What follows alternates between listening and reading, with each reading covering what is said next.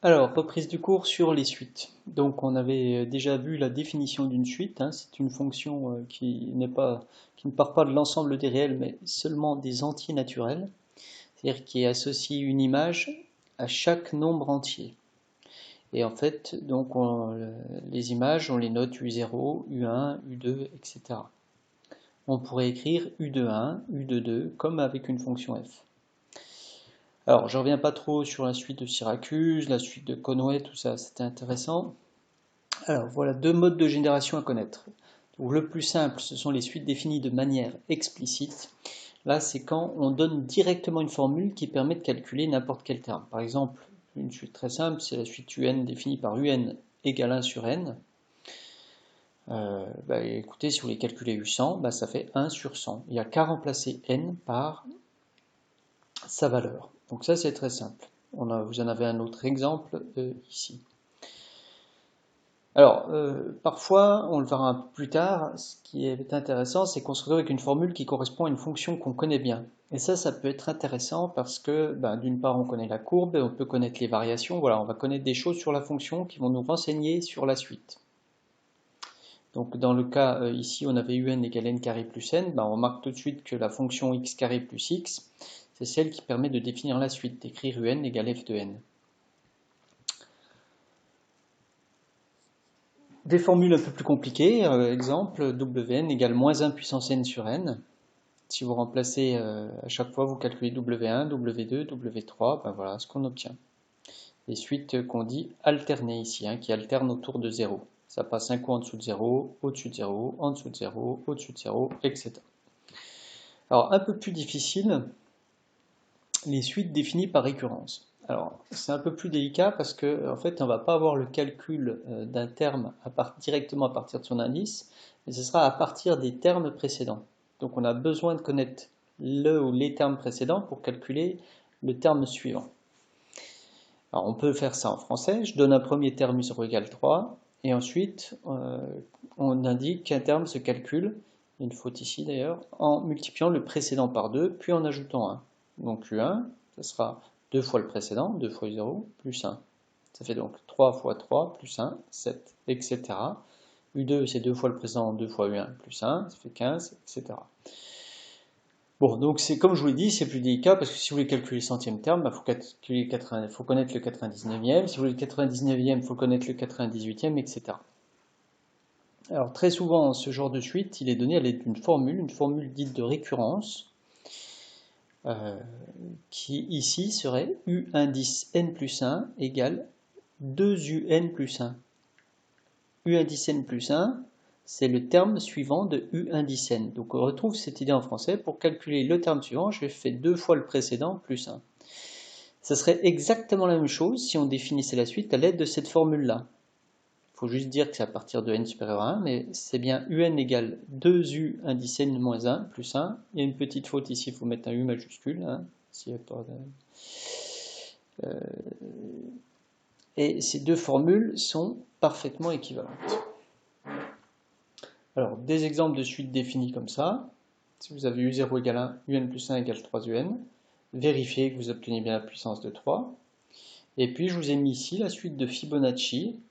Donc ici, c'est une suite qui est définie à partir de deux termes d'avant. Donc c'est pour ça que je démarre avec deux termes, la donnée de U0 et de U1. Ensuite, si vous voulez calculer U2, il faudra faire U1 plus U0. Je vous laisse écrire les 3-4 premiers termes. Prenez le temps de le faire. Alors avec un groupe, on l'avait vu, c'était la suite des lapins. Alors, comment représenter graphiquement une suite? Alors, une suite, on peut tout simplement la représenter en plaçant les points dans un repère, et les points étant de coordonnées n, un, c'est-à-dire on a l'indice qui correspond à l'abscisse et le terme qui correspond à l'ordonnée. Alors c'est comme si on avait une fonction en fait, sauf qu'il n'y a que les points à abscisse entière qui sont marqués. Voyez. D'ailleurs, voici pour la suite moins n carré plus 6n moins 1, donc j'ai calculé les termes. Du coup, U0 va donner le point 0, moins 1, U1 va donner le point 1, 4, le point 2, 7, 3, 8, je les ai placés ici. Et on voit que cette suite, un égale moins n carré plus 6n moins 1, si je considérais que c'était une fonction, ça ferait f de x égale moins x carré plus 6x moins 1. Je l'ai tracé là, la fonction. Et évidemment, bah, les points qui correspondent au terme de la suite, c'est les points à coordonnées entières. Ici, vous avez l'ordonnée de ce point, c'est U0, l'ordonnée de celui-là, c'est U1, U2, U3, etc. Donc là, tout à l'heure, je vous disais qu'il y avait un lien avec quand on pouvait exprimer le terme général d'une suite à l'aide d'une fonction. Ben voilà, on peut déjà tracer la courbe de la fonction et marquer tous les termes de la suite en marquant les points qui ont des abscisses entières. Voilà, c'est ce que je vous explique ici. Alors bon, maintenant nous on va s'attacher à étudier deux types de suites très particuliers. Pourquoi ces deux types de suites? Parce qu'ils ont des tas d'applications et puis que c'est relativement simple, ça permet de bien rentrer dans les suites. Il faut savoir que, en général, les suites ne sont pas de ces deux types très particuliers. Ce qu'on va étudier, c'est les suites arithmétiques et les suites géométriques. Et, en général, les suites ne sont ni arithmétiques ni géométriques. Mais quand elles le sont, eh bien, ça donne des cas intéressants et on a plein de propriétés à étudier. Alors, c'est par ces deux types de suites qu'on va commencer notre approche des suites. Alors, les suites arithmétiques. La définition d'une suite arithmétique. C'est une définition par récurrence. Une suite arithmétique, c'est tout simplement une suite dont chaque terme se déduit du précédent en ajoutant une constante notée R en général, appelée la raison. Donc on a la formule de récurrence, vous voyez, un plus 1 égale un plus R, c'est-à-dire le terme suivant est le précédent plus la raison. Donc il faut connaître un premier terme évidemment pour démarrer, et à chaque fois, pour passer d'un terme à l'autre, eh bien, on ajoute la raison. Exemple, la suite arithmétique de premier terme 7 de raison 5. Voilà ce qui va se passer. Donc on part de moins 7, on ajoute 5. Le deuxième terme, c'est moins 2. On rajoute 5, le deuxième terme, c'est 3, etc. Voilà comment elle serait définie. U0 égale moins 7, un plus 1, c'est un plus 5. Alors, quand on a une suite, on a des suites, on aime bien savoir si elles sont arithmétiques ou pas. Et donc, on va voir comment montrer qu'une suite est arithmétique. Rien qu'en regardant la définition, il semble évident de dire qu'une suite est arithmétique si et seulement si la différence entre deux termes consécutifs, donc c'est u indice n plus 1 moins un, est une constante, c'est-à-dire est toujours la même chose, qui s'appellerait la raison. Il faut que l'écart entre deux termes soit toujours le même. C'est ça une suite arithmétique. Alors, pour regarder si une suite est arithmétique ou pas, ce qu'on fait souvent, c'est qu'on regarde les premiers termes. Si on voit que l'écart entre des termes consécutifs est toujours le même, on peut suspecter fortement qu'elle est arithmétique. Malheureusement, ça ne suffira pas pour le prouver, parce que c'est pas parce que ça se passe sur les premiers termes que c'est censé se continuer ad vitam aeternam de la même façon. Par contre, si on s'aperçoit sur les premiers termes que ça ne marche pas, c'est fini. Parce que ça doit marcher sur tous les termes consécutifs. Donc si ça ne marche pas même sur les 3-4 premiers, c'est terminé, elle n'est pas arithmétique. Alors, sur deux exemples. Je prends un égale 2 puissance n plus 1. Donc ça, c'est la définition d'une suite, par une formule explicite. Est-ce qu'elle est arithmétique? J'ai calculé le premier terme. Donc on calcule, U0 ça fait 2, 2 puissance 0 c'est 1, U1 ça fait 3, U2 ça fait 5, U3 ça fait 9, etc. Je regarde l'écart entre ces termes. Là j'ai un écart de 1, et ensuite entre U1 et 2 j'ai un écart de 2. Et bien c'est fini. Elle n'est pas arithmétique, parce que l'écart devrait être toujours le même. Donc rien que de regarder les premiers termes, vous voyez dans ce cas-là, ça démontre qu'elle n'est pas arithmétique. Deuxième exemple. Je prends un égale 3n moins 1. Je calcule les premiers termes. Donc je vous laisse faire le calcul, mais ça fait moins 1, 2, 5, 8, 11. Il se trouve que là, quand je regarde l'écart entre les termes, c'est toujours le même. Donc je n'ai pas pris en défaut le fait qu'elle soit arithmétique. Donc ce que je peux penser, c'est qu'elle est arithmétique. Mais là, je ne l'ai pas prouvé parce que c'est pas parce que je suis allé jusqu'à U4 que ça continue comme ça infiniment. C'est à ce moment-là que ça se complique un peu parce qu'il faut démontrer que l'écart entre deux termes consécutifs quelconques est toujours constant. Alors comment on va faire pour prendre deux termes consécutifs quelconques? Eh bien, il faut prendre une lettre n et calculer la différence U indice n plus 1 moins UN. La lettre n va représenter n'importe quel indice.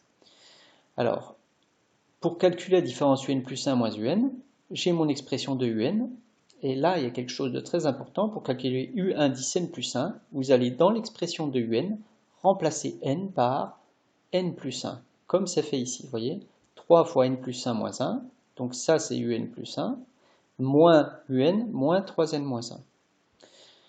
Alors, je fais mon calcul, je développe, ça fait 3n plus 3, moins 1, moins 3n, moins 1, ça fait plus 1. Au final, j'obtiens 3. Donc, j'obtiens bien, indépendamment de n, avec n'importe quel n, j'obtiens en fait un nombre qui ne dépend pas de n, une constante. Eh bien, je peux conclure, alors que la suite est arithmétique, de raison 3.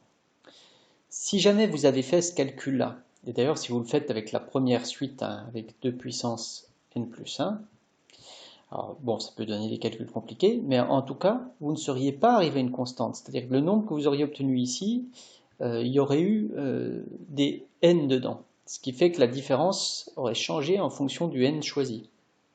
Et la suite ne serait pas arithmétique. Alors. Donc là, ce qui fait que ça marche, c'est vraiment qu'il n'y a plus de n dans le nombre qu'on obtient à la fin.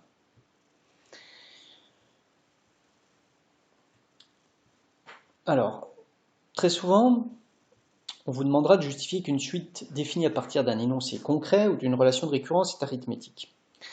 À ce moment-là, ce n'est pas nécessaire de faire une démonstration comme on vient de faire. Simplement, le bon sens et la relation de récurrence qui est éventuellement donnée suffisent. Exemple. Premier exemple, la population d'une ville est de 100 000 habitants en 2021. Elle augmentera de 1000 habitants tous les ans. Donc ici, on met en place ce qu'on appelle une suite arithmétique. Si on note UN, la population de la ville en l'année 2021 plus n, donc si vous remplacez n par 0, ça fait l'année 2021. Donc U0 correspond à l'année 2021. U1 va correspondre à l'année 2021 plus 1, c'est-à-dire 2022, etc. Alors U0 vaut 100 000, U1 vaut 101 000, puisqu'on a rajouté 1000, etc. Alors, en fait, rien dans l'énoncé, on vous dit que tous les ans, elle augmente de 1000. Et bien ça suffit pour dire qu'elle est arithmétique. Et vous pouvez le dire en français. On passe d'un terme à l'autre en ajoutant 1000. Donc, la suite est arithmétique de raison 1000. Il n'y a rien d'autre à dire.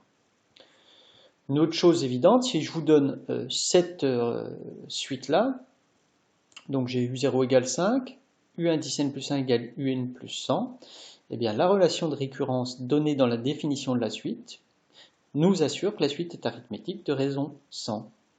Au terme précédent, j'ajoute 100. Donc ça suffit.